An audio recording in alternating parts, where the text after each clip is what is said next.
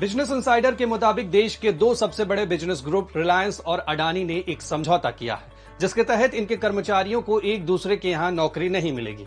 इस नए समझौते का नाम है नो पोचिंग एग्रीमेंट। तो आइए आज के एक्सप्लेनर में आसान भाषा में समझते हैं कि ये नो पोचिंग एग्रीमेंट है क्या और इसका वहां के एम्प्लॉय पर क्या असर होगा।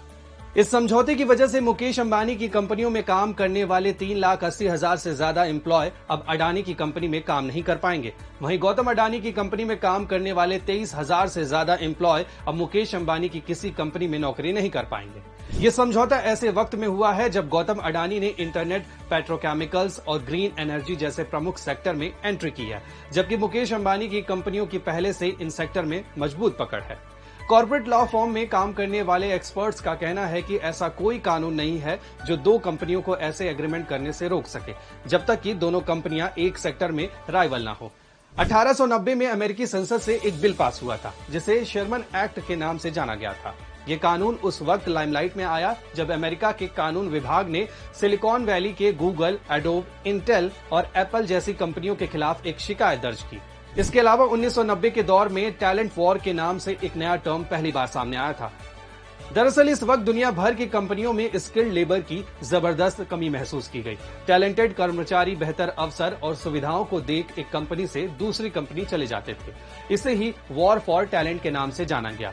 वॉर फॉर टैलेंट को कम करने के लिए और इन कर्मचारियों को लंबे समय तक अपनी कंपनी से जोड़े रखने के लिए मैनेजमेंट कई तरीके अपनाती थी। इनमें से ही एक तरीका था नो पोचिंग एग्रीमेंट।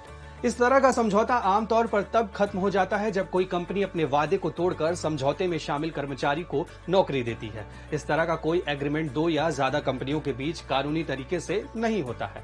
इस तरह के एग्रीमेंट इनफॉर्मली होते हैं। अगस्त 2018 में अमेरिका में फास्ट फूड चेन की 7 बड़ी कंपनियों ने अपने सभी फ्रेंचाइजी में नो पोचिंग एग्रीमेंट को खत्म करने का ऐलान किया था। इन कंपनियों ने यह फैसला किया था कि वो आपस में किसी भी कंपनी के कर्मचारी को बड़े पोजीशन या ज्यादा पैसा देकर नौकरी नहीं देंगे। ऐसे में अच्छे कर्मचारी या तो इन कंपनियों में नौकरी करने से या फिर नौकरी बदलकर दूसरी कंपनी में जाने से बचते थे। इसका असर इन कंपनियों के ग्रोथ पर भी देखने को मिल रहा था।